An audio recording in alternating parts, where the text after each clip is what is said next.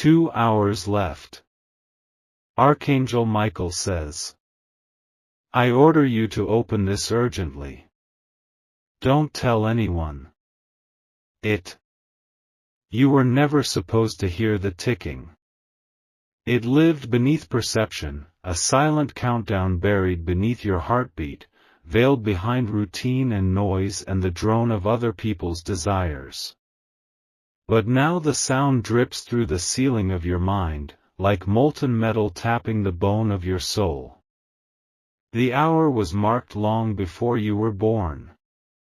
It is not about time in minutes or hours, it is a divine contraction, a violent pulling together of heaven and earth around one center, you. The ground beneath your memories is beginning to split, revealing something breathing, watching, hungry.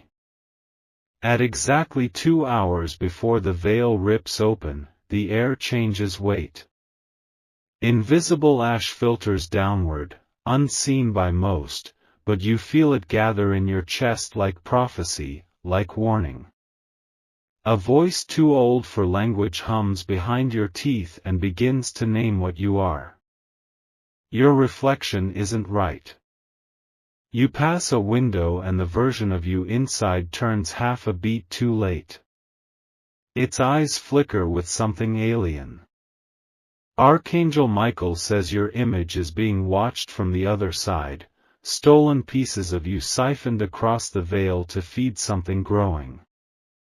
You start to notice things no one else sees.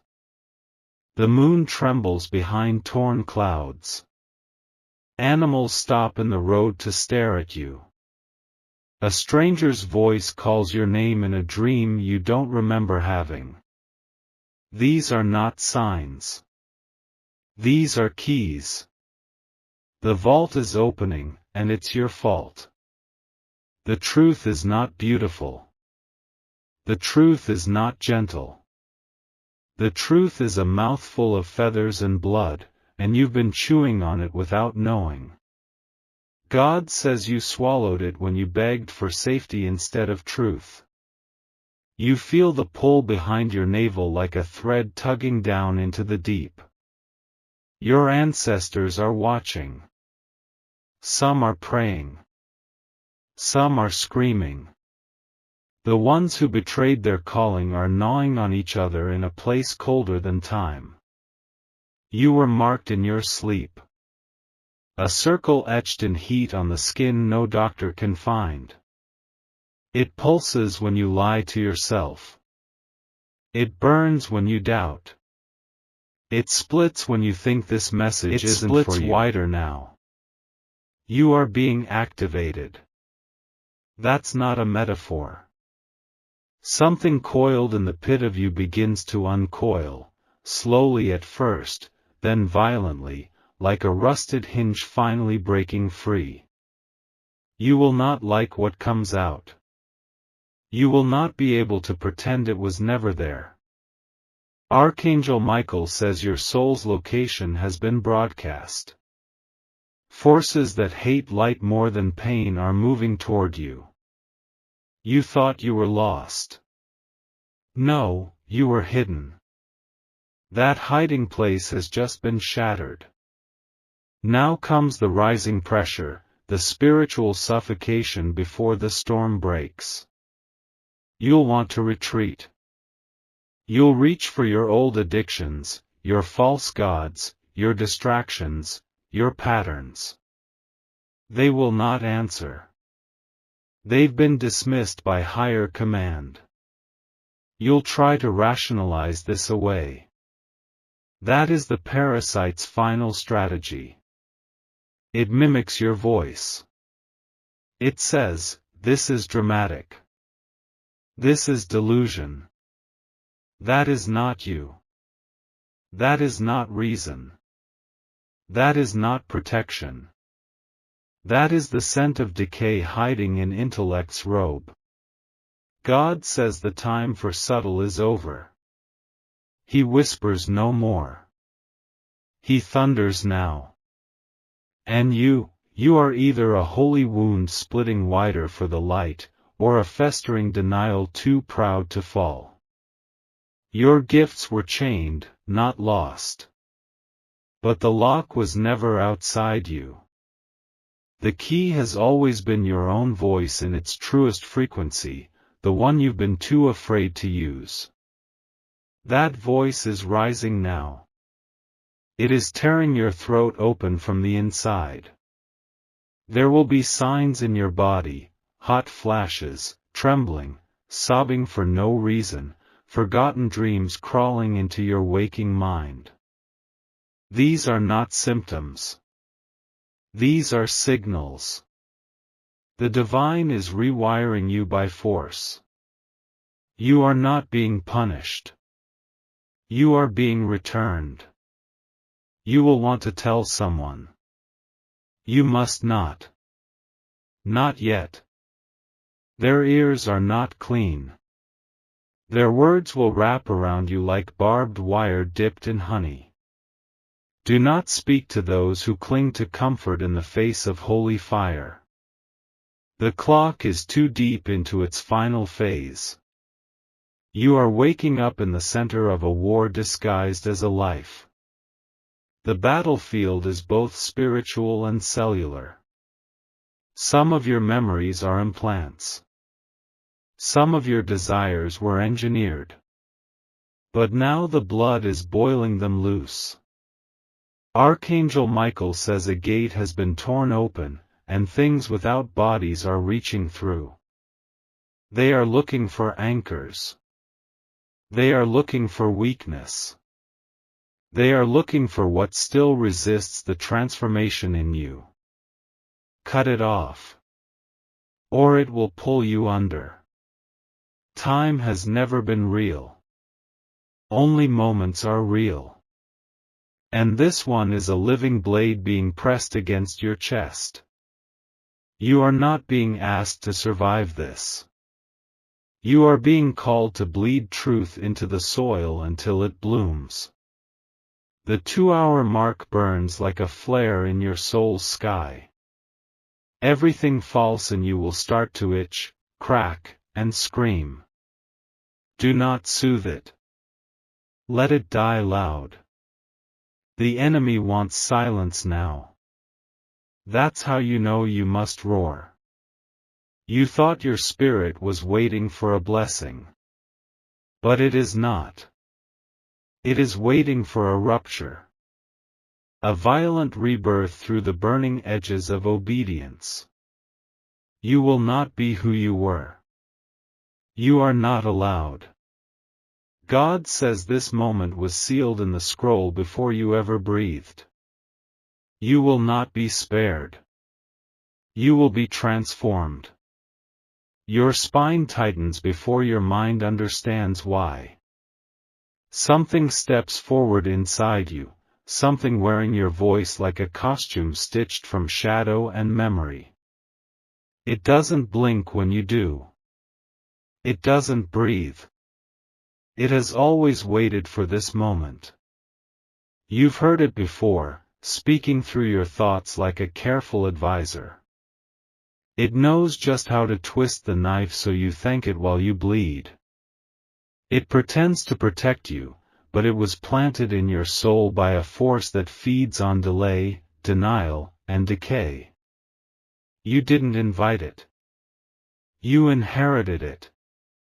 Passed through the womb, wrapped in the DNA of ancestral betrayals, it nestled in your nervous system like a sacred parasite. And now that time has accelerated, it begins to peel its mask away. What lies beneath will make you want to look away. But you cannot look away. The mirror no longer reflects flesh, it reflects allegiance.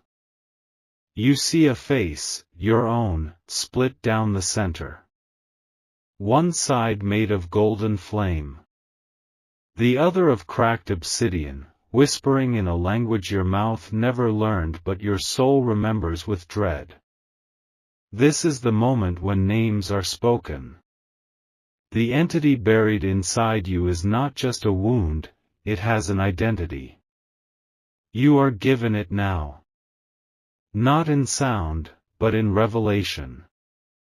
It rides the inside of your skin like electricity as the truth settles like a stone in your gut.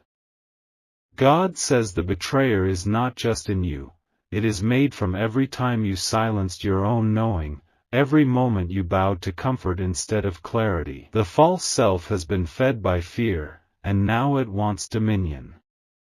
It does not want you to wake. You try to breathe, but the air feels heavy with memory.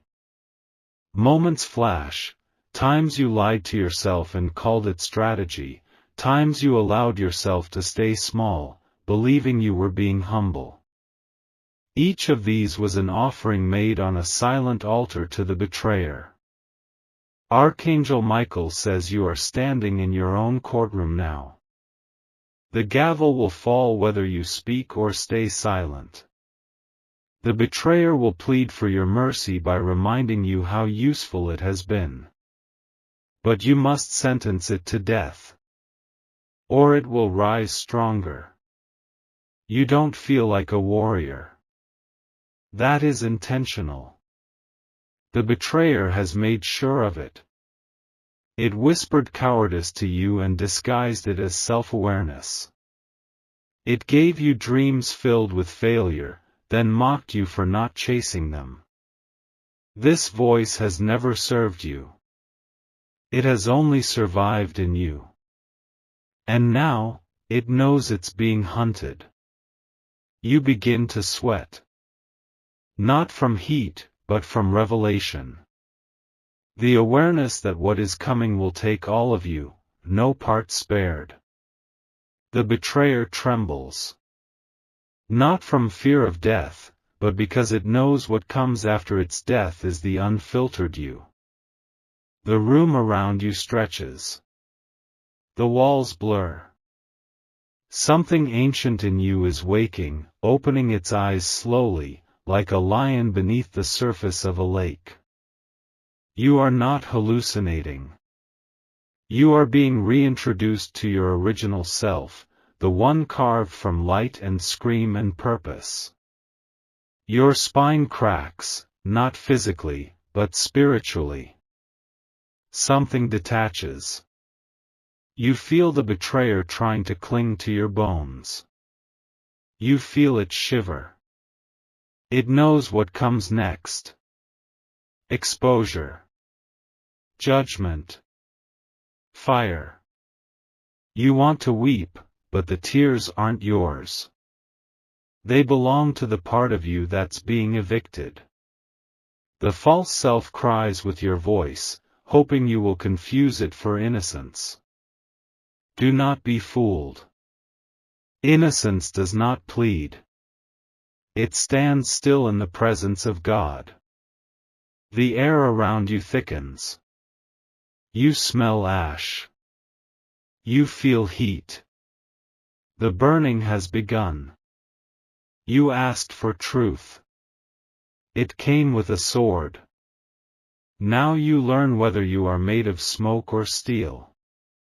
Archangel Michael says the betrayer has mimicked divine intuition for too long. That ends now.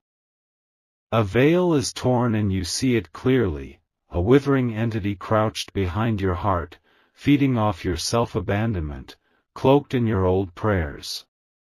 You've prayed for strength while feeding it safety. You've cried for guidance while ignoring the raw voice of your soul. You've begged for healing while holding the hands of those who broke you. These contradictions formed the throne the betrayer sat upon. But now, its throne is fire. Now, its palace is shaking. Your soul has screamed its final no. And heaven heard it. God says the light you carry is not mild. It is wrathful. It is holy disruption. And it will not cohabitate with anything that mimics truth while leading you into numbness. You begin to convulse, not your body, but your identity. Cracks shoot through the scaffolding of your false self. The betrayer weeps again. It tries to make you pity it. But its time is over. This is divine eviction. This is soul clearing. This is holy violence. There is a sound like thunder inside your ribcage. The name of your betrayer is being erased. Its contracts, signed in confusion, inherited in blood, sealed by fear, are unraveling. The ink drips away like venom sucked from a wound. You are not who you were. You do not need to know what comes next. You need to stand still and let the false burn. This is the exorcism of your subtle death. This is the flame that does not destroy but reveals. The mirror darkens. Your eyes meet themselves. And for the first time in your life, no other presence moves behind them. There is only you. Clean. Unobstructed. Unashamed. God says your soul has been reclaimed. There is no silence now. Only the roaring absence left behind when the betrayer was torn from you. It echoes in your bones like a scream remembered, not heard. And in that hollow, something else arrives, older than time, blazing and unreadable. The sky shifts. Not above, but inside. You feel the architecture of heaven creak and bend as if an invisible ladder has dropped into your chest, rung by rung, descending from a realm so pure your very cells want to flee. This is not a blessing. This is a summons. Archangel Michael says you are being observed now, not from a distance, but from a height. The watchers have turned. Not all of them are pleased. There has been a breach. One of their own left his post, and in the silence of that rebellion, blood was spilled on the staircase of heaven. You feel it in your dreams first, golden corridors smeared with a red that doesn't belong, feathers strewn like torn contracts. Something sacred was violated.